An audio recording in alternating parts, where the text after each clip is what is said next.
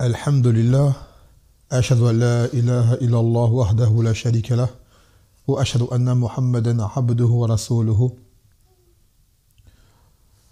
أما بعد أولا on doit se rappeler que Allah Azza wa Jal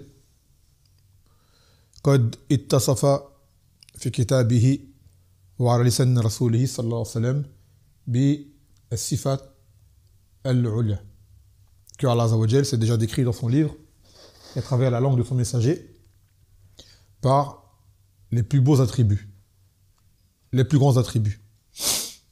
ومن هذه الصفة التي تليق بجلاله سبحانه وتعالى صفة المحبة. On a parmi les attributs d'Allah Azza wa Jal, comme cela lui sied et lui convient, la sifat de l'amour que Allah Azza wa Jal, il aime. كما قال تعالى إن الله يحب التوابين ويحب المتطهرين, que Allah aime ceux qui se repentent et il aime ceux qui se purifient. إن الله يحب الذين يقاتلون في سبيله صافا كأنهم بنيان مرصوص, et que Allah il aime ceux qui luttent sur son sentier en étant en rang bien aligné. Et dans maintes versets et dans maintes hadiths, et tout comme il y a des choses qu'Allah Azza wa Jal aime, et dans ce qu'il aime, il y a des choses qu'il préfère, comme dans les Anbiya par exemple, comme قال تعالى تلك الرسل فضلنا بعضهم على بعض, voici les messagers et nous en avons préféré certains d'autres, comme قال تعالى وفضلنا بعض النبيين على بعض, nous avons préféré certains prophètes à d'autres. Et même dans le Coran, il y a des sourates qui sont meilleures que d'autres. مثلا الفاتحة c'est la meilleure des versets, comme il y a sourates Ayat al-Kursi مثلا وهكذا. Et tout comme il y a des mawasim, des périodes que Allah préfère à d'autres. Et entre autres, les jours dans lesquels nous sommes rentrés aujourd'hui, qui sont Al-Ashr min Zil Hijjah, les 10 jours de Zil Hijjah. كما قال النبي صلى الله عليه وسلم ما من أيام الأعمال الصالحة فيها أحب إلى الله من هذه الأيام فقالوا ولا الجهاد في سبيل الله قال ولا الجهاد في سبيل الله فكرروا ذلك حتى قال إلي رجل خرج بمالي ونفسه ولم يرجع بذلك بشيء. Il a dit, le Nabi sallallahu alayhi wa sallam, qu'il n'y a pas de jour lors desquels les œuvres pieuses sont plus aimées. Donc là, le shahid, c'est que Allah Azza wa Jal, il aime les actes encore plus à quel moment? Lors de ces 10 jours. Lors de ces 10 jours. Et ces 10 jours, dans le Coran, sont cités selon un ta'wil, ou un tafsir plutôt, qu'Allah Azza wa Jal, wal-fajr, wal-layalin ashr, wal-shafl wal-watr, wal-layli iza yasr, hal fi dhalika qasmun li zi hijr. Surat al-Fajr, dans le Coran, Allah il jure. Il dit par l'aube et par les 10 nuits. Et par les 10 nuits. Et des ulama, des tafsirs, entre autres Ibn Abbas, dont on a parlé il n'y a pas longtemps, qui était parmi les plus grands connaisseurs du tafsir du Coran, disait que ce verset-là concernait également, même si dans le Coran elle a dit les 10 nuits, c'est également les 10 jours de Dhul Hijjah. D'où l'importance de comprendre le Coran et la Sunna avec la compréhension des Sahaba. Alors c'est vrai qu'en apparent on voit les 10 nuits. Donc on va penser à quoi en premier lieu? Au Awashir min Ramadan. Et donc c'est un col des ulama, et d'autres disent, et c'est également les 10 jours de Dhul Hijjah. Même s'il dit les nuits, c'est valable pour cela. Et souvent les gens se demandent, mais qu'est-ce qu'il y a de meilleur alors? Est-ce que ce sont les 10 nuits de Ramadan, dernière nuit de Ramadan, ou les 10 de Dhul Hijjah qui sont les meilleurs? Et là, les ulama ils ont répondu qu'en fait, Ramadan sont la nuit, et Dhul Hijjah c'est le jour. Les 10 de Ramadan sont les meilleurs, car on y trouve Laylat al-Qadr, cette nuit qui vaut plus de 1000 mois d'adoration. Mais dans les 10 jours de Dhul Hijjah, on y trouve quoi? Arafat. Arafat, ce jour lors de lequel on jeûne, que Allah Azza wa Jal pardonne les fautes passées. Donc ils ont chacun leur fadl, un dans la journée et l'autre dans la nuit. Et les œuvres que Allah Azza wa Jal préfère de base, ce sont les actes obligatoires.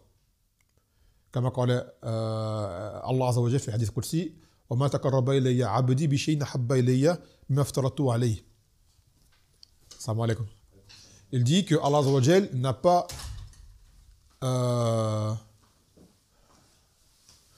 que le serviteur ne s'est pas approché auprès d'Allah plus que parce que Allah Azza wa Jal aime comme actes qui sont les actes obligatoires.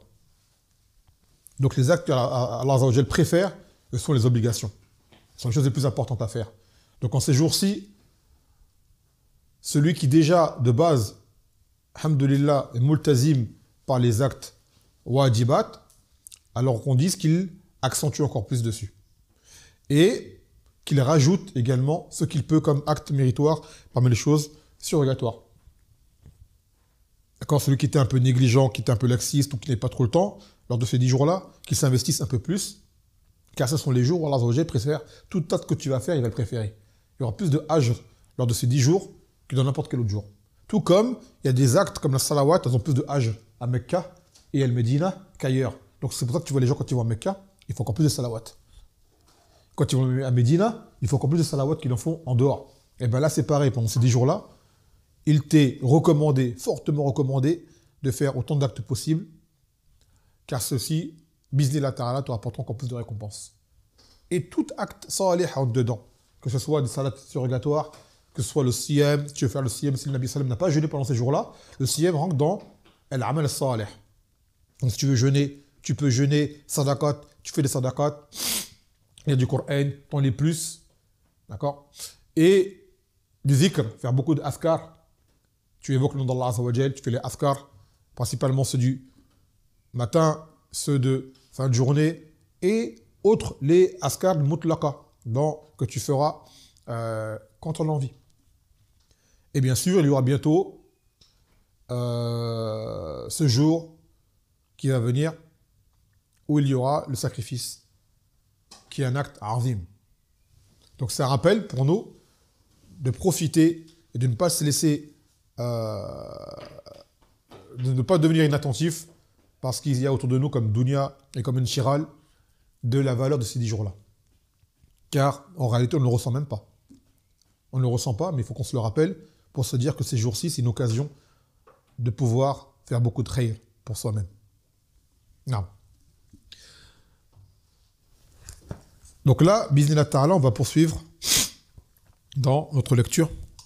Bon, vu qu'on a fait une petite muqaddima, je vais vous épargner de la révision, je ne vais pas vous interroger. Voyez, faut pas trop s'attarder. Et on va poursuivre directement dans les ahadiths. Donc aujourd'hui, on va prendre... La dernière fois, on a pris quoi comme hadith? On avait pris le hadith... on avait pris le 3e et 4e, si je ne me trompe pas. On avait pris l'interdiction de l'exagération, du roulou. Ouais, c'était 3e. Et 4e, c'était l'interdiction de construire des lieux d'adoration sur les tombes. يقول الآن تحريم السحر, l'interdiction de la sorcellerie.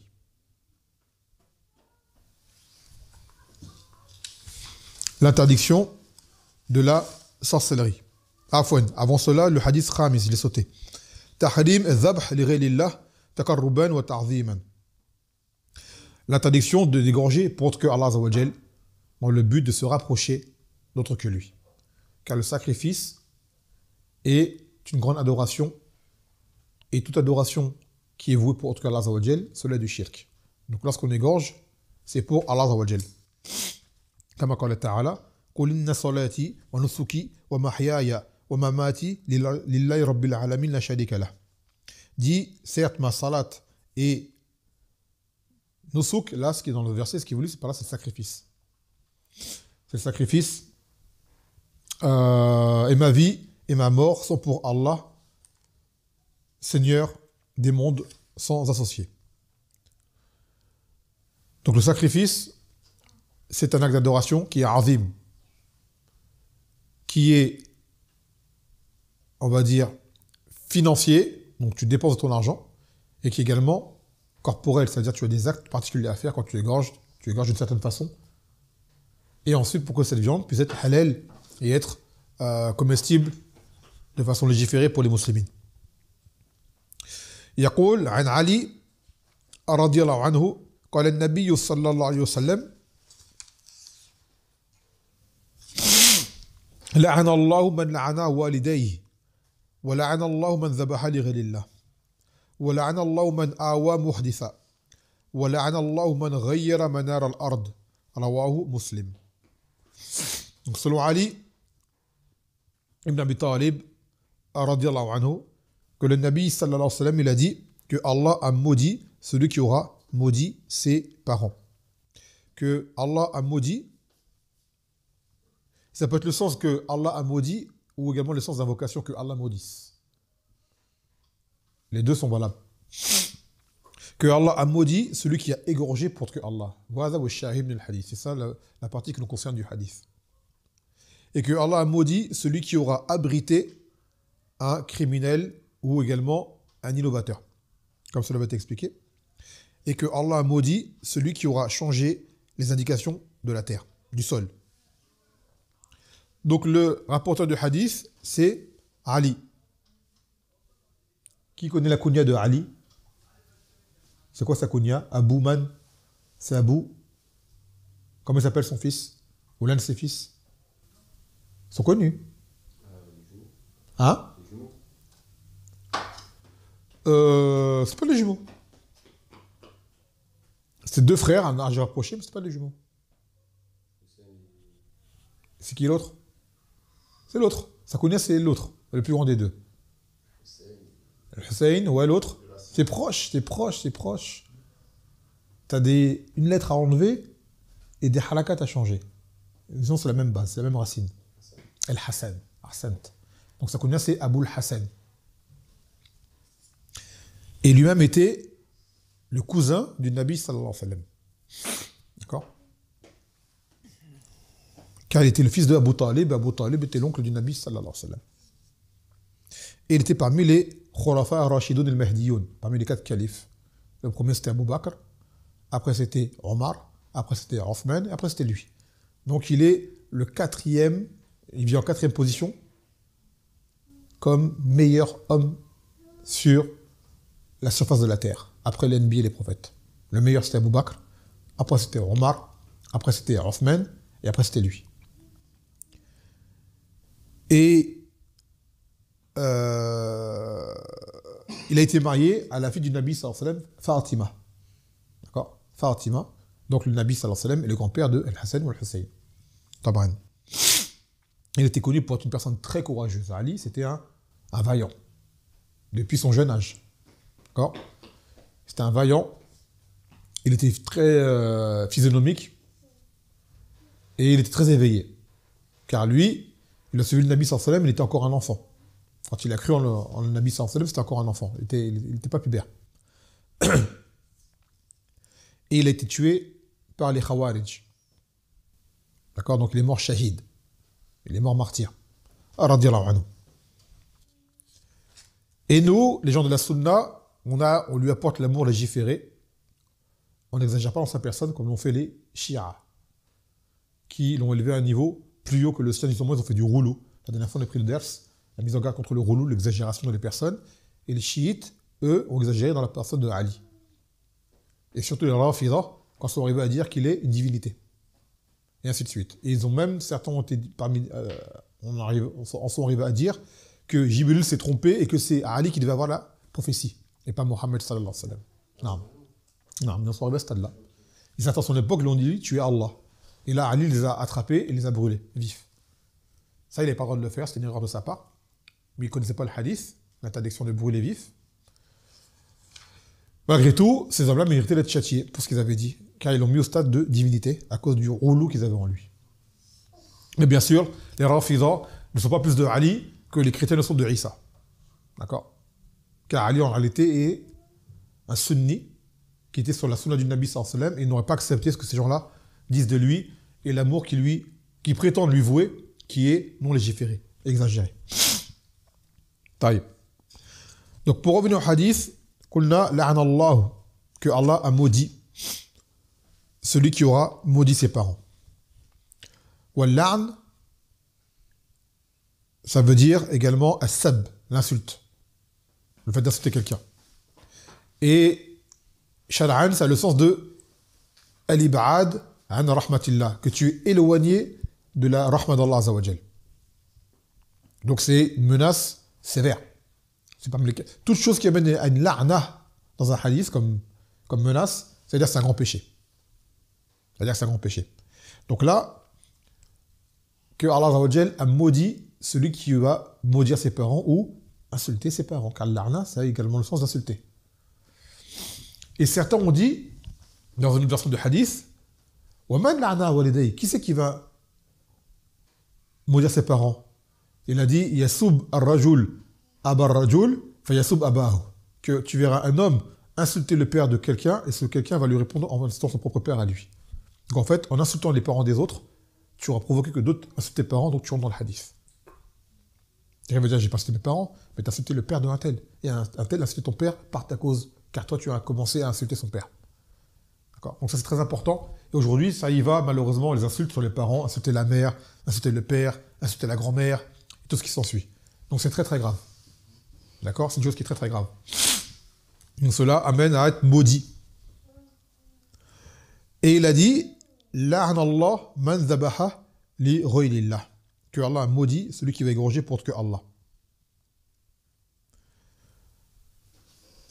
Et la dernière fois, on a parlé du hadith de ces deux hommes, un qui est rentré au paradis et l'autre qui était au feu pour avoir égorgé quoi? Sacrifié quoi plutôt? Pas égorgé, c'est un sacrifice, une mouche.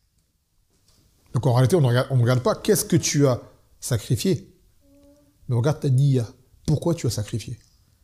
On expliquait que tu sois un chameau, que ce soit un éléphant, ou que ce soit une mouche, ça ne changera pas d'Allah. Innamal amal bin niyat. Tu as fait un acte qui est le fait de sacrifier pour que Allah. On ne regarde pas ce qui a été sacrifié, on regarde l'intention que tu as eue en faisant ce sacrifice, de qui as-tu voulu te rapprocher. Et ça va te coûter de sortir de l'islam, car le zabh, c'est du shirk akbar directement. Il n'y a pas de tafsil. Il n'y a pas de shirk asghar dans le zabh. Quand tu sacrifies, c'est directement shirk akbar. Et ça t'amène à être maudit par Allah subhanahu wa ta'ala. Il a dit, Man awa muhditha, celui qui aura abrité un muhdith. Al-ihdath, c'est al-jara'im, le fait d'avoir fait un crime. Tu es quelqu'un qui a commis un crime, par exemple, et qui mérite une sentence. Et quelqu'un t'abrite et te cache. Et bien, tu es sous la menace de la la'na. Par exemple, un homme a tué quelqu'un. Donc, quand on tue en islam, il y a le talion. D'accord? Soit tu es exécuté, peine de mort pour ceux que tu as tués, ou alors les héritiers de la victime te pardonnent et tu leur donnes le prix du sang. Toi, tu as tué quelqu'un volontairement, une vie qui était interdite, tu t'es sauvé et quelqu'un t'a abrité chez lui pour te protéger. Et bien lui, ce qui t'a protégé, il est maudit par ce hadith. Et également, les ulama disent, le muhdith, c'est également celui qui est ahdatha fi din, qui a apporté une chose nouvelle en religion. Donc l'innovateur. Donc tu n'as pas le droit de couvrir et d'abriter un innovateur. Sans quoi tu rentres également sous la menace. Et l'innovateur, dans beaucoup de cas, peut se voir pire que le criminel. Car le criminel, il a fait un acte, il sait que c'est mauvais. Alors que l'innovateur, il change la religion, donc il ment sur Allah et son messager, et il pense qu'en faisant cela, il s'approche d'Allah. Donc c'est pire encore. Car la bid'a est plus évoquée de shaitan que les péchés. Après, ce n'est pas dans l'absolu. On ne va pas dire que chaque bid'a est pire que chaque péché. Non, on dit que la nature de la bid'a en soi, l'innovation, est pire que la nature du péché. À un moment, tu as dit qu'on va faire des péchés, on va dire que si on fait, c'est pire que certains qu'on fait une bid'a. Tu vois. Après, il y a bid'a, il y a des bid'a qui sont moufastiqa, qui te rendent pervers, et des bid'a qui sont moukafira, qui te rendent mécréant, également. Et il a dit, La'anallah man ghayyara manar al-ard. Que Allah a maudit celui qui va changer les indications de la terre. Ça rentre dans deux cas. Ça rentre dans indication, tout ce qui t'indique, qui te dirige sur terre. Un panneau qui t'emmène, telle ville est à droite, telle ville est à gauche, telle ville est au nord, telle ville est au sud, ainsi de suite. Car en changeant cela, tu perds les gens. Là, ici, vous connaissez votre quartier, vous n'allez pas vous perdre. Mais demain, tu pars en voyage. Surtout à l'époque des anciens, il n'y avait pas de panneau en soi. Quand ils voyageaient, c'était avec les étoiles, avec des indices. Et des fois, il y avait un panneau. Et quelqu'un qui venait à changer ce panneau, pouvait t'emmener à ta perte. Tu es dans le désert, dans une terre aride où il n'y a rien, tu vas aller à un endroit. Comme avant, par exemple, ils faisaient le Hajj. Quand ils faisaient le Hajj, il n'y avait pas d'avion, il n'y avait pas de ce qu'il y a maintenant. Ils partaient sur leur monture depuis leur pays, des mois à l'avance pour arriver pour le Hajj. Imagine-toi, quelqu'un il vient, il change une indication, au lieu d'arriver à Mecca, tu arrives en Europe. Et avant d'arriver en Europe, bah, tu peux mourir. Car le chemin n'est pas ce que tu as prévu. Et tu ne le connais pas, tu te perds. Et il peut y avoir des bêtes sauvages, il peut y avoir des brigands, il peut y avoir plein de choses. D'accord? Bon, aujourd'hui, il y a le GPS, il y a Waze, il y a Google Maps, tout ça. Bon. Mais tu as des endroits où il n'y a pas, ça ne marche pas, il n'y a pas de net. Par exemple, au Yémen, tu as des endroits où il n'y a pas de net. Tu vas aller quelque part, c'est une route. Tu te perds, tu tombes dans les montagnes, tu tombes dans le désert. Et s'il n'y a personne avec toi, Allah yaftah alik, c'est fini. Il y a des pays comme ça, il y a encore des endroits où c'est la faune, c'est sauvage, il y a la forêt, il y a la jungle, il n'y a pas de net. Tu n'as pas de carte, tu n'as pas de ribra, et tu as peut-être des panneaux, des indications. Quelqu'un vient, il les change. Et tu amènes à ta perte. Et autre explication, c'est les gens qui ont des parcelles de terre, des terrains. Quelqu'un vient, il change. Par exemple, il a tant de mètres carrés qui lui appartiennent, ou tant d'hectares, et un voisin, il vient, il se rajoute à lui, il te prend de ta part. Eh bien, il rentre dans sa hadith également. Car il s'accapare un bien qui n'est pas à lui. Et il trompe. Donc il change. Des fois, tu as des gens qui mettent des indications pour dire de là, c'est mon terrain, c'est à moi. Il met un bâton, il met un truc, tu vois. Quelqu'un vient, le change. D'accord? Et bien, cette personne-là rentre dans ce hadith. Donc il dit, Sharh al-Ijmali, explication générale. حذر النبي صلى الله عليه وسلم أمته من 4 جرائم تسبب لعنة الله والطرد من رحمته. Donc le Nabi sallallahu alayhi wa sallam a mis en garde sa communauté contre 4 choses, 4 crimes, 4 faits qui leur causent d'être maudits par Allah azza wa jal et qui sont exclus de sa rahma. الأولى من سب والديه أو تسبب عليهما باللعن بسبه الآباء لآباء الآخرين فيردون عليه. Donc le premier c'est celui qui insulte ses parents, qui les maudit. Comment? On explique comment il fait? En insultant ceux des autres. Donc ça fait que l'autre te répond en insultant ton père ou ta mère, ainsi de suite. Donc tu aurais été la cause pour que tes parents aient insulté. Et tu as celui qui insulte directement ses parents. Ah, c'est le pire, ça. Il y a des gens, ils insultent leur mère directement ou leur père. D'accord? Ça, c'est la pire des formes qui soit. Mais la plus fréquente, c'est que tu insultes tes parents des autres. Ça revient à tes propres parents et donc tu auras causé cela et cela te met sur la langue d'Allah azza wa jalla. Donc attention aux langues dans la colère. Ça va très très vite. الثانية من تقرب إلى غير الله بالذبح لأن الذبح عبادة فلا يجوز صرفها لغير الله. Le deuxième c'est celui-là qu'on voit dans le hadith, c'est celui qui aura égorgé pour Allah azza wa jalla, car l'égorgement, le sacrifice, c'est une chose qui se fait une adoration, il a tenu pour Allah azza wa jalla, cela est du shirk akbar, comme des gens qui le font par exemple, qui ramènent un animal égorgé près d'une tombe, près de wali un tel, pour se rapprocher de lui, pour obtenir quelque chose. Ça c'est du shirk akbar. Et là, on est dans les hadiths, la vingtaine de hadiths qui parlent de tawhid et de l'aqidah. Donc, égorger pour que Allah, on va dire plutôt sacrifier pour que Allah azza wa jal, c'est le shirk akbar, qui te sort de la ummah. الثالثة من منع مستحقا الحد أو القصاص من إقامة الحد عليه أو رضي بالبدعة وناصر أهلها أو ناصر أهلها وأقرها. Et le troisième, c'est celui qui aura abrité une personne qui mérite de subir une sentence religieuse, ou alors celui qui aura agréé une innovation, ou qui aura secouru un innovateur. الرابعة من غير علامات الأرض ومراسيمها التي تحدد ومراسمها التي تحدد بين الجيران فيقدمها أو يؤخرها فهو في حكم الغصب أو غصب ولا خصب. وقال رسول الله صلى الله عليه وسلم من اقتطع شبرا من أرض ظلما طوقه الله إياه يوم القيامة من 7 أراضين متفق عليه. Et le quatrième, c'est celui qui aura changé les indications de la terre et autres, par laquelle un terrain est défini pour soit il veut se rajouter de la terre qui n'est pas à lui, ou soit quelqu'un vient et lui retire sa terre à lui. Et également, on a expliqué les indications qui t'indiquent le chemin à suivre sur terre. فوائد الحديث تحريم الذبح لغير الله تقربا وتعظيما أنه شرك ملعون فاعله. L'interdiction d'égorger pour Allah azza wa jal, pour se rapprocher d'autre que lui, car cela du shirk, et celui qui fait cela est maudit. ثانيا الذبح عبادة يجب صرفها لله وحده, que le sacrifice est une adoration qui doit être vouée que Allah subhanahu wa ta'ala. ثالثا تحريم لعن الوالدين وسبهما مباشرة أو تسببا. L'interdiction de maudire les parents ou de les insulter en le faisant directement ou en causant que cela arrive, provoquant que cela arrive.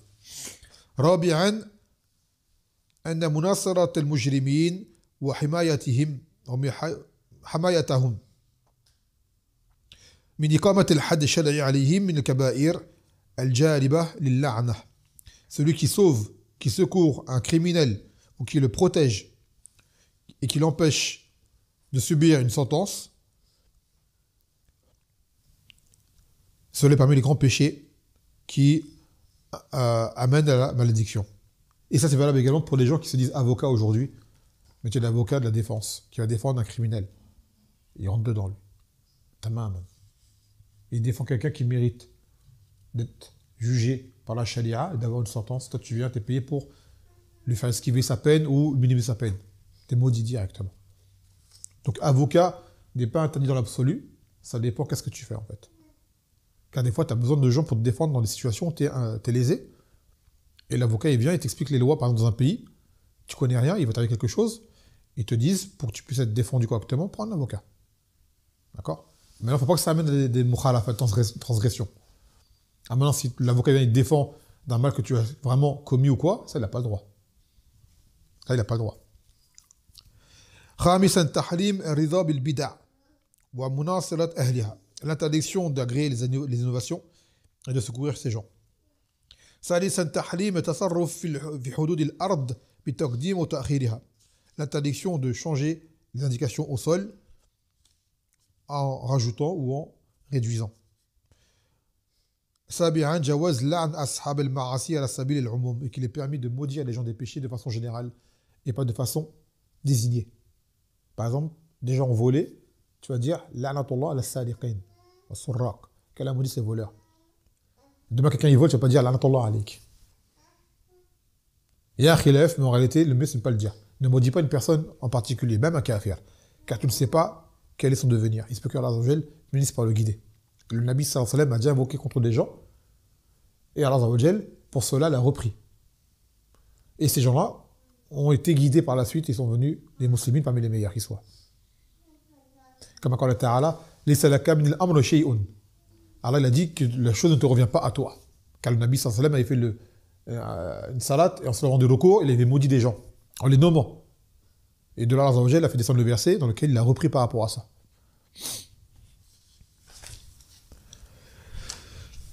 Sixième hadith, tahrim al-sihr, l'interdiction du sihr. Alors le sihr, il faut savoir une chose, la sorcellerie, c'est un détail qu'il faut toujours donner, préciser, qu'il y a deux formes de sihr, sorcellerie. Il y a al-haqiqi, la sorcellerie qui est réelle, qui se fait par le biais d'actes de shirk. Tu te sers des shayatines, ce qui s'en sert, et les shayatines ne seront à ton service que si tu commets du shirk. Entre autres, tu vas égorger pour que Allah va dire égorge un mouton, égorge une poule, fais ceci, fais cela. Tu vas faire du shirk. Obligé. Et il y a plein de façons, tu vois, mais entre autres, il y a celle-ci. Ou alors tu vas faire des actes blasphématoires. Par exemple, il y en a qui écrivent le Coran avec du sang des menstrues, ou qui urinent sur le mushaf. Tu es obligé de faire un acte de kouf pour faire du sihr. C'est obligatoire. C'est inévitable. Donc, tu vois que les sorciers, entre autres, du fait qu'ils prétendent connaître l'avenir, chose qui n'est pas vraie. Et tu as le sihr, ce qu'on appelle fictif, tahyili. D'accord? Comme le font certains qu'ils appellent magiciens, qui font des spectacles. Ils font des tours de passe-passe, en fait. Ils vont croire des choses. Ce sont qu'on appelle ça illusionnistes. Ils vont croire une chose qui n'est pas réelle, en fait. Et ça, ça ne rentre pas dans le coufre. Car lui, en fait, ce qu'il fait, c'est qu'il est habile de ses mains. Il fait diversion par quelque chose et hop, il te fait disparaître, je sais pas moi, un éléphant, d'après lui. Il te coupe en deux, dans une boîte. D'accord? Il sort un lapin d'un chapeau. Il te fait disparaître une pièce derrière ton oreille. Vous savez comment ils font? Ça ne rentre pas dans le premier. Mais c'est quand même grave parce qu'il te fait comme s'il ressemblait au premier. Il te fait croire que j'ai fait disparaître quelque chose. Donc il ressemble au sahir. Mais celui qui fait cela aura commis bien sûr un péché, c'est pas permis de faire cela, mais c'est pas du kufr. Ou tu en as d'autres, ils ont du sihr qu'ils font avec des herbes ou autres qui te font croire que tu as fait des choses que tu n'as pas faites. En fait, tu hallucines. Comme il a dit Allah dans le Coran à propos des sorciers de Pharaon, وَسَحَرُوا أَعْيُنَ النَّاسِ, et qu'ils ont ensorcelé les yeux des gens pour leur faire croire que ils avaient des serpents. Et après Moussa alayhi salam, Allah lui a dit de poser son bâton, et que son bâton est devenu un vrai serpent qui a mangé sur les sorciers. Et quand les sorciers ont vu ça, ils ont dit ça, c'est pas de la sorcellerie, ça. Parce que nous, on connaît la sorcellerie. Ça, c'est du vrai, ça. Et là, ils ont cru. Car c'était leur domaine. Ils étaient experts dans leur domaine. Ils ont vu ça, c'est pas possible. Vous voyez, donc Allah a donné à Moussa ce miracle que son bâton soit devenu serpent qui a mangé les serpents des sorciers pour leur montrer sa supériorité et qu'il n'a fait cela que parce qu'Allah lui a accordé. Et ainsi de suite. Donc, il y a le sihr qui est haqiqi, et il y a le sihr qui est tahyili, fictif. Et celui qui est concerné par le hadith là, c'est le haqiqi, celui par lequel tu fais du kufr pour en arriver à tes objectifs. Il a dit, le Nabi sallallahu alayhi wa sallam, selon Abu Huraira, قال اجتنبوا السبع الموبقات قالوا يا رسول الله وما هن قال الشرك بالله والسحر وقتل النفس التي حرم الله إلا بالحق وأكل الربا وأكل مال اليتيم وتولي يوم الزحف وقذف المحصنات المؤمنات الغافلات متفق عليه. Il a dit Nabi sallallahu alayhi wa sallam, évitez, éloignez-vous des 7 péchés cruciaux, destructeurs. Et ça traduit par capitaux. Ils ont dit, quels sont-ils au messager d'Allah? Il a dit, en premier, le shirk, billah, car le shirk est le pire des péchés. Après, il a dit, le sihr.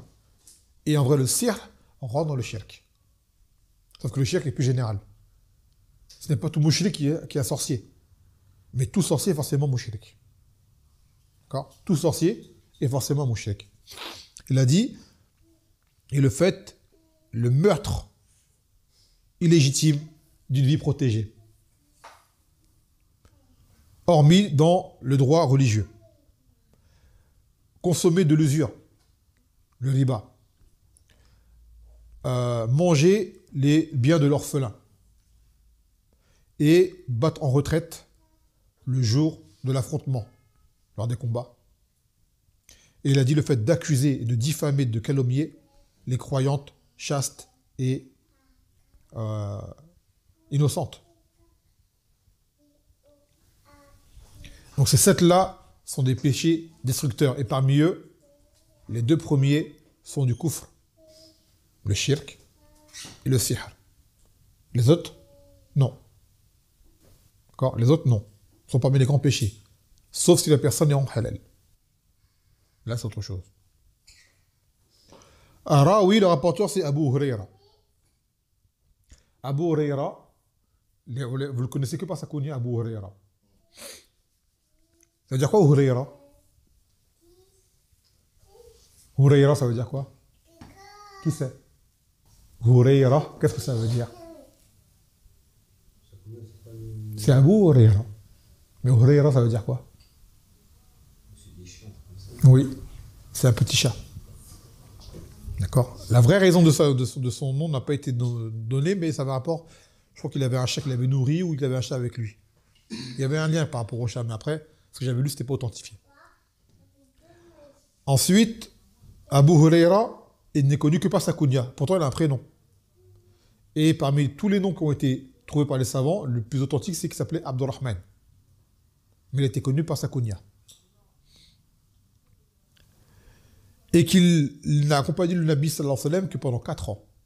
Alors que le Nabi sallallahu alayhi wa sallam ne meurt, il n'a vécu avec lui que 4 ans. Et pourtant, il est le plus grand rapporteur de hadith de tous les sahaba réunis. D'accord? Il a rapporté, comme dit l'auteur, plus de 5874 hadiths. C'est le plus grand rapporteur de hadith. Le plus grand mémorisateur de hadith parmi tous les sahaba. Et pourtant, il n'a connu le Nabi sallallahu alayhi wa sallam que pendant 4 ans. Pendant ces 4 ans-là, il ne l'a pas laissé. Il était tout le temps avec lui. Au point de dire que, il a dit que les muhajiroun étaient occupés par les marchés, faire du commerce, les Ansar étaient occupés par leur terrain à cultiver. Il a dit, et moi, j'étais avec le Nabi sallallahu alayhi wa sallam tout le temps. À tel point que, comme il n'avait pas de cause concrète vraiment pour pouvoir avoir son risque, à part la Bal'im qui est une cause, c'est-à-dire qu'il avait moins d'argent que les autres. Au point que des fois, tellement il avait faim, il s'écroulait par terre. Les gens croient qu'il avait il a quelque chose, il avait du roquet, il dit, j'avais rien du tout, juste j'avais faim. C'est la faim qui m'écroulait par terre. Et pourquoi il a souffert autant? Pour le ilm. Et par la suite, il était gratifié du fait qu'il était le plus grand porteur des Sahaba réunis. Mais il s'est sacrifié pour la science. Et pourtant, malgré qu'il n'ait pas fait les causes comme d'autres, il est devenu par la suite un gouverneur. D'accord? Allah l'a élevé en degré, et même la dunya, elle a été ouverte par la suite. Donc, talab al-ilm, d'accord, c'est une cause pour avoir de risque. Après, c'est pas une cause qui va être apparente comme d'autres, où tu as un salaire à la fin du mois, mais ça va venir au fur et à mesure. Et le risque, c'est toute chose par laquelle tu profites en ce bas monde. Et le ilm en fait partie. Le risque, c'est pas seulement de l'argent. D'accord? C'est pas que l'argent, la santé, c'est de risque. Avoir un enfant, c'est de risque. Avoir l'intelligence, c'est de risque. Avoir la clairvoyance, c'est de risque. Avoir même une certaine condition physique, c'est de risque. Et avoir du ilm, c'est peut-être même le meilleur risque qui soit, parce que c'est le risque qui va te permettre de pouvoir obtenir l'au-delà. Ta santé, tout le monde va l'avoir, la santé. Mais le ilm, c'est pas tout le monde qui va l'avoir. Tu vois? La santé, elle va t'aider à aller au Jannah si tu t'en sers dans le bien. Sans quoi elle peut être contre toi. La bonne santé, les grands sportifs là, qui utilisent leur corps à tout va et la santé leur sert à rien. Au contraire, ce sera contre eux pour dire Allah t'a rendu fort, ainsi de suite, t'as fait quoi avec tout ton corps et ta santé et ce corps qui ne t'appartient pas. Le corps qu'on a, il n'est pas à nous, il appartient à Allah Azza wa Jalla. T'as fait quoi avec? T'as tapé des gens, t'étais combattant de MMA, t'étais un footballeur, t'étais un tennisman, toute ta vie t'as fait que ça. T'as gagné plein d'argent. T'étais la cause que des gens ont été éblouis par toi, certains même t'ont adoré. T'as fait quoi pour la religion? T'as rien fait. Ton corps ne t'a servi à rien, à part à te détruire, religieusement parlant. Regardez bien, je le dis souvent aux gens, parce que je sais que le foot, c'est la fitna des jeunes aujourd'hui. Le football. Un footballeur, c'est le sport peut-être aujourd'hui le plus populaire qui soit. Le footballeur est un sport qui ne sert à rien. Un footballeur, contrairement à d'autres sports qui peuvent être utiles dans ta vie de tous les jours. Le footballeur, il dribble, il met un ballon dans le but.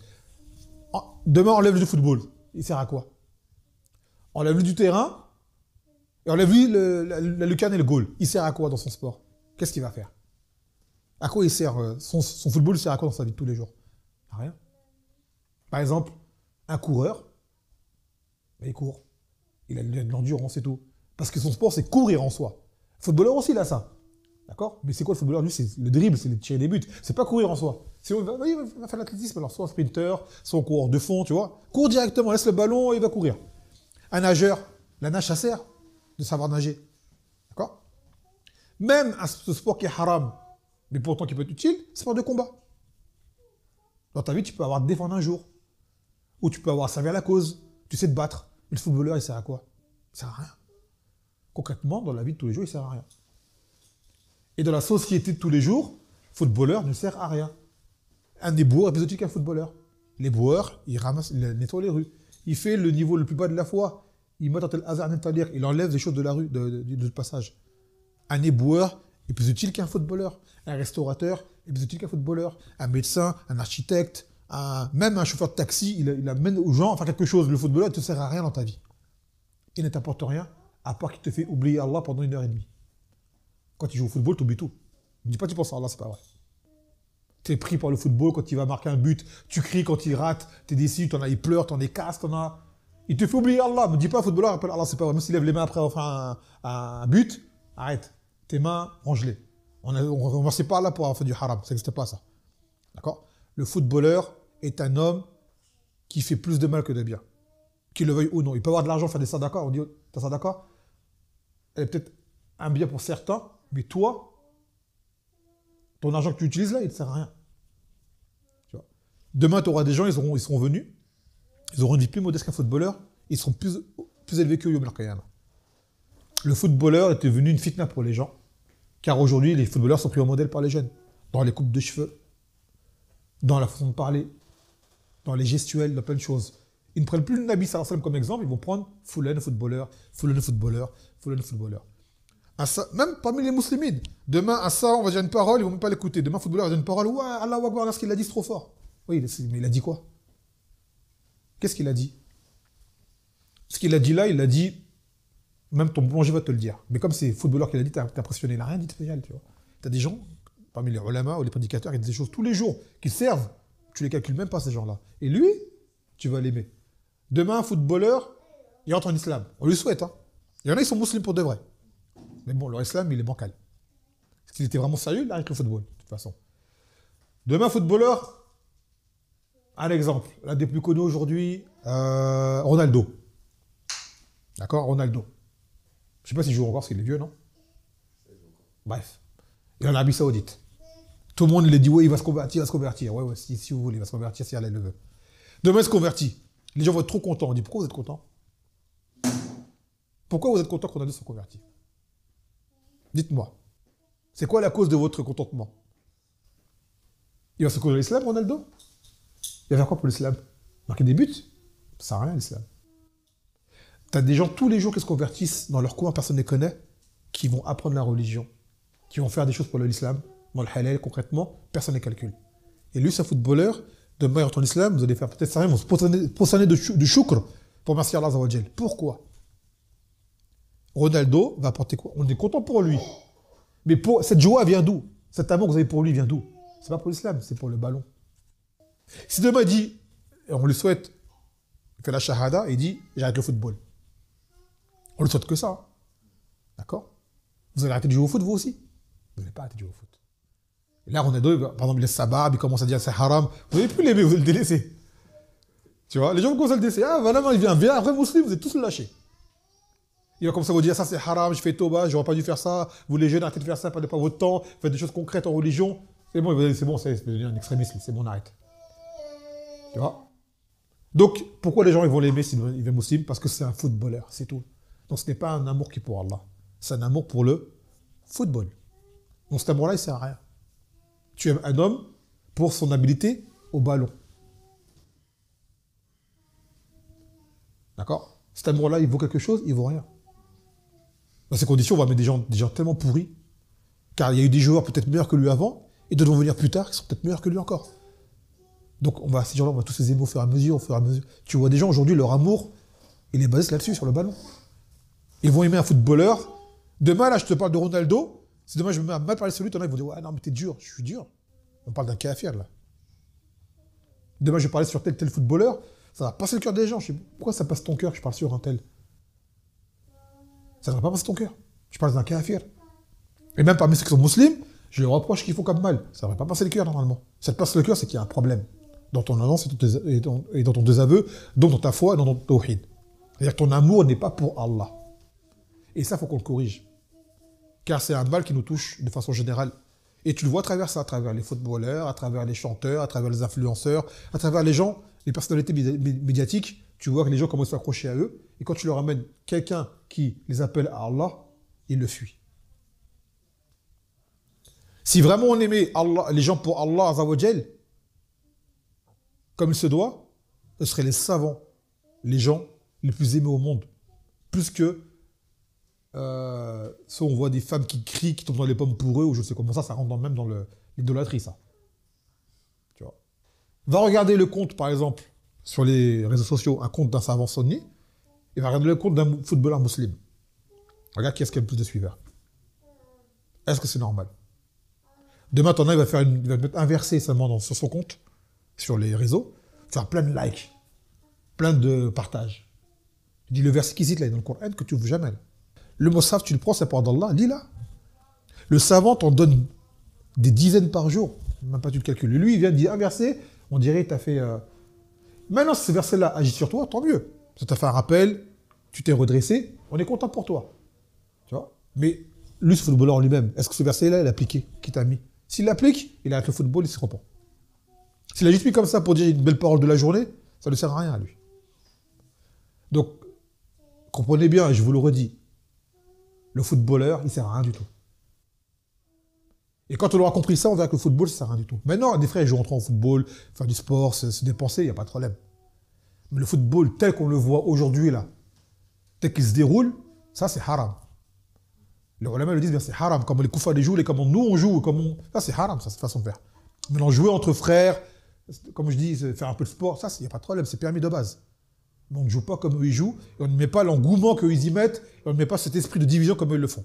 Et encore moins, casser, crier, pleurer, tout ce qui s'ensuit. Ça, il n'y a pas ça en dîne. Si on aurait dû le faire, on aurait le fait pour les gens qui sont meilleurs qu'eux. On ne le fait pas. Pour Mohammed, on ne l'a pas fait, sallallahu alayhi wa sallam. Se maquiller, et ce genre de choses. On va le faire pour eux. Et un jour, vous allez voir. Vous allez dire, le jour où les gens vont ouvrir les yeux, ils vont dire, c'est pendant toute ma vie, j'étais dans le football. Aujourd'hui, il se repent. Il se met droit. Il dit, j'ai perdu des heures, des jours, des années pour une chose aujourd'hui qui ne me sert à rien. Aujourd'hui, il va prendre le Coran, il voit, il est trop en retard. Il dit, rien que lire dans le Moussaf, il n'arrive pas à lire. Dire un mot en arabe, il n'arrive pas à le prononcer. Al-Fatiha, elle dit, pourtant, ça fait des années que je suis musulman. Mais pourquoi j'étais occupé par le football? Ce football m'a empêché de m'approcher d'Allah Azza wa Jal. Il y a des années, j'ai appris quelque chose qui ne me sert à rien aujourd'hui. Je ne sers à rien aujourd'hui. Pour la société en soi, je ne sers à rien. Je ne peux rien apporter au monde, aux jeunes, à la jeunesse. Je viens à leur donner pourquoi j'étais pris par le football, qui ne sert à rien en fait. On ne construit pas un monde avec du football. On ne réforme pas les gens avec du football. On n'améliore pas notre cœur avec du football. On peut avoir la santé, mais la santé, on peut l'avoir. Tu as des paysans dans leur champ, ils ont plus de santé que des footballeurs. Tout le matin, il se lève au champ, il va cultiver, il fait une activité physique, il devient fort. D'une force qui lui suffit. La santé, pourquoi on l'a? On a pris le verset tout à l'heure. Kul inna salati wa nusuki wa mahyaya wa mamati lillahi rabbil alamin. Dis que ma vie, ou plutôt que ma salat, que mon sacrifice, que ma vie et ma mort sont pour Allah, pas pour le PSG, pas pour l'OM, pas pour Arsenal, pas pour un tel, un tel, un tel, un tel. Donc quand tu vois tout le temps que tu as passé là-dedans et l'énergie que tu es passé, tu te dis, moi j'ai mis ça, même la moitié, peut-être même le quart dans le deal, j'aurai un niveau aujourd'hui, machallah. Et ben, quand tu vas te rendre compte à ce moment-là, le jour où tu vas vouloir vraiment avancer dans la religion, et tu te rends compte des choses qui t'ont freiné, qui t'ont tiré en arrière. Entre autres, le football. Je parle du football, il y a d'autres sports. Hein. Le MMA, c'est une grosse fitna pour des gens. Tu vois. Quand c'était la Coupe du Monde, où les prédicateurs qui parlaient de ça, normalement, on disait aux gens, hey, délaissez ces choses-là. Elles ne vous apportent rien. Non, les gens, ils font le buzz dessus. En réalité, le footballeur, il faut l'appeler à faire tauba, à se réformer. Quand on dit qu'elle était la cause d'égarement de la jeunesse aujourd'hui. Et ces gens-là, aujourd'hui, ils t'aiment, demain, ils vont te désavouer. Aujourd'hui, ils t'aiment, ils t'adulent, certains t'adorent. Ils vont tous dire, être contre toi, c'est à cause de lui, à cause de lui, à cause de lui que j'ai fait ça. Et ton succès que tu as en ce moment, il sera une adversité, Yom al-Qiyamah, contre toi. Ces millions de personnes, voire des milliards, qui t'ont adulé, et vont tous dire, c'est lui, à cause de lui, et c'est lui. Ils vont tellement regretter ce jour-là. Enfin, je dis, prenez conscience aujourd'hui, ce sport-là ne sert à rien. Et tu peux jouer à un niveau modéré pour te faire du bien, pour t'amuser, passer un peu de bon temps, mais pas comme eux vous le montrent et comme eux le font. Non. Donc pour revenir au hadith, c'est une parenthèse, longue parenthèse, il dit, on s'est arrêté à Qatl al-nafs allati haram Allah li bil haqq. Ah, on parlait d'Abu Hurayra, afwan. Non, on parlait d'Abu Hurayra. Donc Abu Hurayra, regardez en 4 ans, qu'il est devenu. Avec un temps investi dans l'ilm, c'est ça que le shahid.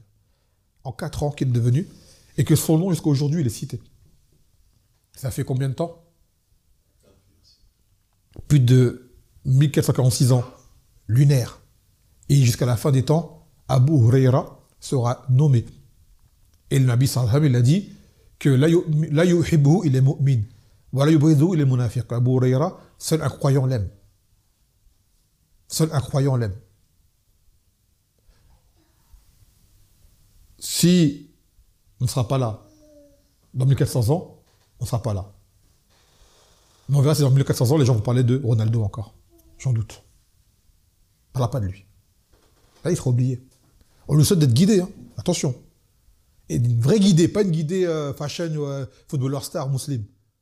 Là, un vrai musulman. Un vrai, lui ou d'autres, hein, les autres. Hein. C'est pas que là, je le cite lui parce que c'est le plus connu. Je lui dis, je connais rien au football. Même avant l'islam, je n'étais pas football, moi. Allah m'a préservé, j'ai jamais été bof du football, tu vois. Donc aujourd'hui, c'est pour ça que c'est facile de parler pour moi par rapport à d'autres personnes. Peut-être, Allah alam.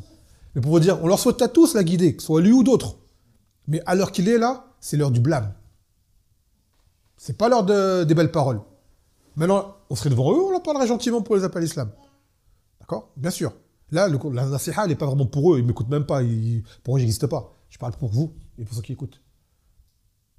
Que cette énergie, il faut la mettre au service du bien. Pour toi en premier lieu, et par la suite pour les autres. Et de prendre les bonnes références. Se référer aux bonnes personnes. Donc ces péchés-là, il faut les éviter. Ce n'est même pas ne pas les faire, c'est s'en éloigner. Toutes les causes qui y mènent. Entre autres, le shirk, dont on a déjà parlé, qui est taswiyatullah bighayrillah fima huwa min khasa'isillah. Le fait d'égaliser avec Allah, d'égaliser entre Allah et autre que Allah dans ce qui est propre à Allah Azza wa Jal. Le sihr, et c'est ça le shahid du hadith. Le sihr, qui est parmi les grands péchés, et ce sihr qui est le haqiqi, qui te sort de l'islam. Le meurtre, sans droit, mais légitime, et cela est valable de fait de tuer un musulman ou même un kafir qui est protégé et qui n'est pas en guerre avec toi. Tu n'as pas le droit de le tuer. Entre autres, ce que font ces gens-là, qu'on appelle terroristes, ce qu'ils font, c'est interdit par l'islam. D'aller tuer des femmes, enfants, innocents ou autres, ou même des forces de l'ordre de pays de Koufa qui ne sont pas en guerre avec toi, tu n'as pas le droit de le faire. Ni policiers, ni militaires, et encore moins des prêtres ou des rabbins. Tu ne les touches pas, ces gens-là. D'accord?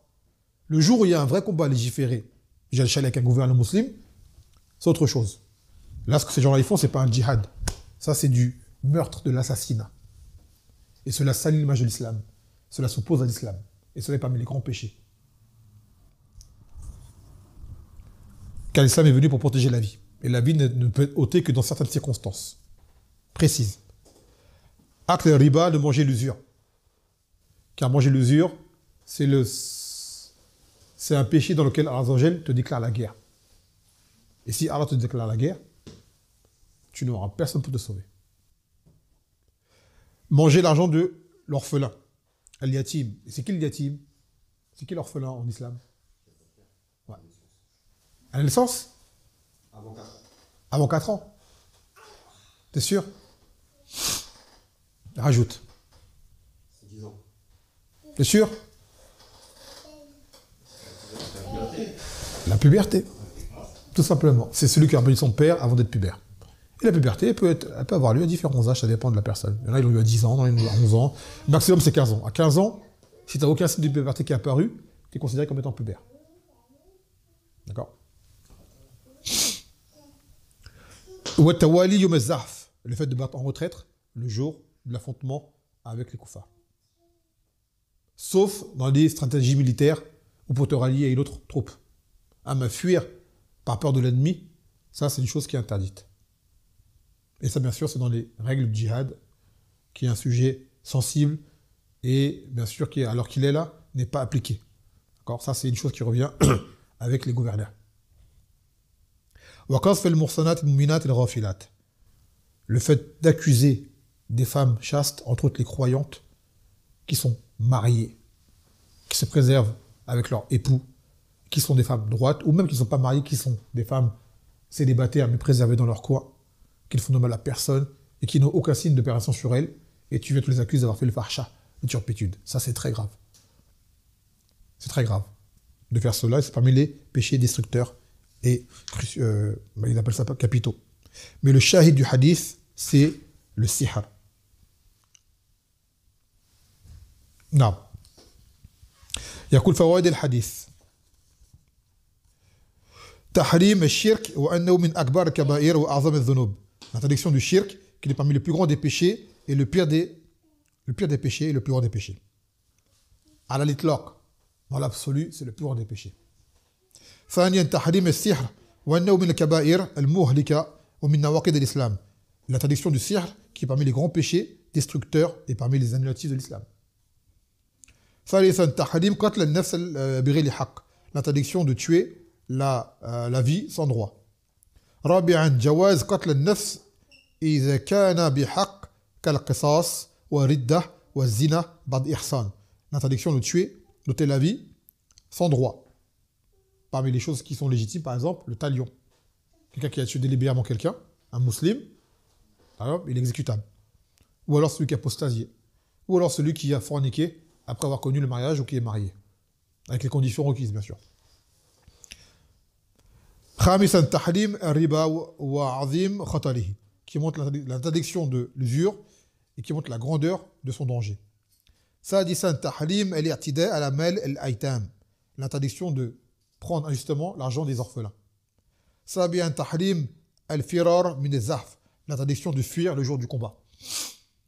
ثامنا تحريم القذف بالزنا واللواط, l'interdiction d'accuser une personne, entre autres la femme, en gros, femme chaste, de fornication. Et même, le hadith parle de la femme, il est valable pour l'homme. Tu n'accuses pas non plus un homme de fornication. Et ni d'acte de sodomie homosexuelle. Ça ne se fait qu'avec des preuves tangibles. Quelles sont ces preuves? Soit l'aveu. Et là, on parle de personnes chastes. Ouais, 4 témoins oculaires qui ont vu l'acte clair, en même temps. Pas un qui vient, l'autre qui vient 1 heure après, non. Les 4, en même temps, ils ont vu la chose.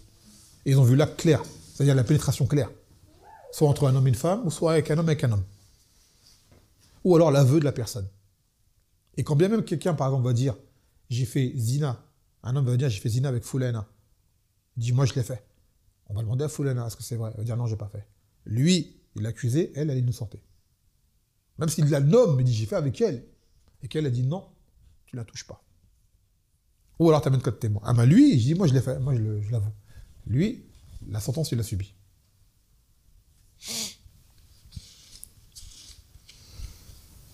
ويقول ou également c'est valable pour le muhsin. Le muhsin, c'est le chaste, c'est-à-dire c'est le musulman qui montre des signes de droiture. Alors, celui qui plonge dans les turpitudes et qui se cache pas et qui le montre, là c'est autre chose, d'accord, dans son accoutrement, dans sa façon de faire, c'est autre chose. Là on parle des gens chastes. Il a dit par contre, accuser un kafir de cela, c'est pas parmi les grands péchés. D'accord. Par exemple, tu dis un kafir, tu dis une fornicatrice, lui c'est un fornicateur et c'est un kafir. Son honneur, il est pas sacré en islam. Le riba sur le kafir, tu as le droit. Par contre, tu mens pas sur lui. Par exemple, si c'est pas un fornicateur, tu ne peux pas le traiter de fornication. Par contre, tu sais qu'il l'a fait sans avoir 4 témoins ou quoi, tu peux l'accuser. Lui, on le connaît. Ou elle, on la connaît. Par contre, si tu n'as pas vu, tu n'as pas de preuve. D'accord. Tu ne vas pas mentir sur lui. Tu n'as pas le droit de mentir. Mais il y a des faits maintenant qui sont autres que ce qu'on demande pour un musulman. Tu peux, sur un kafir, de le dire. Ou un pervers à l'extrême également. Qui ne s'en cache même pas, qui même il s'en vante. Quand même. Je voulais prendre un 3e hadith, mais bon. Avec Nasiha, là, sur le football, ça a pris plus de temps que prévu. Donc le shahid à revenir du hadith, c'est le sihr.